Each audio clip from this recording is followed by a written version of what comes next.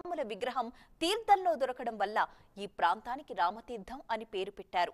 సుమారు 1000 ఏళ్ల చరిత్ర కలిగి రెండవ భద్రాద్రిగా వాసికెక్కిన శ్రీరామతీర్థం క్షేత్ర విశేషాల్ని ఈ రోజు మా ఊరి దేవుడు కార్యక్రమంలో తెలుసుకుందాం.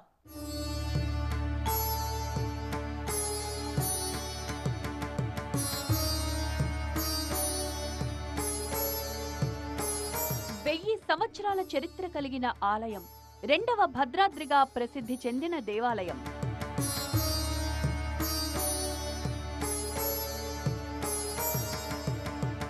చంపావతి నదీ సమీపంలో విరాజిల్లుతున్న శ్రీరామ క్షేత్రం, వనవాస రాముడిగా భాసిల్లుతున్న దివ్య క్షేత్రం.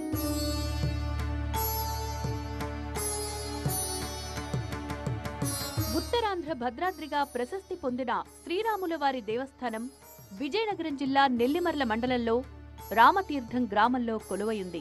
ఇక్కడ శ్రీరాముడు చిరకాలంగా భక్తుల కోరికలను తీర్చుతూ కొంగు బంగారుడైనాడు.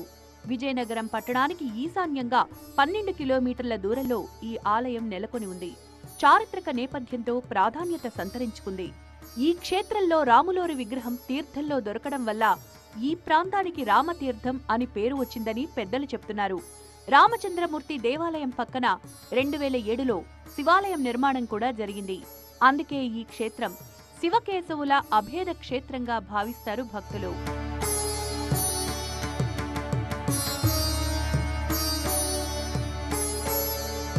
స్థల పురాణం ప్రకారం ఆ ఆలయాన్ని 15వ శతాబ్దంలోనే నిర్మించారని శాసనాలు తెలుపుతున్నాయి. పాండవులు తమ అరణ్యవాసంలో భాగంగా రామతీర్థం చేరుకుని కొన్ని రోజులు అక్కడ గడిపినట్లు చెప్తారు. దీనికి నిదర్శనంగా భీముని గృహం ఇప్పటికీ ఇక్కడ ఉంది. రామతీర్థం దర్శించుకునేందుకు విచ్చేసే భక్తులు తప్పకుండా భీముని గృహాన్ని కూడా సందర్శిస్తూ ఉంటారు. పాండవులిక్కడున్న సమయంలో శ్రీకృష్ణుడు సీతారామ లక్ష్మణ విగ్రహాలను వేదగర్భుడు అనే వైష్ణవ భక్తుడు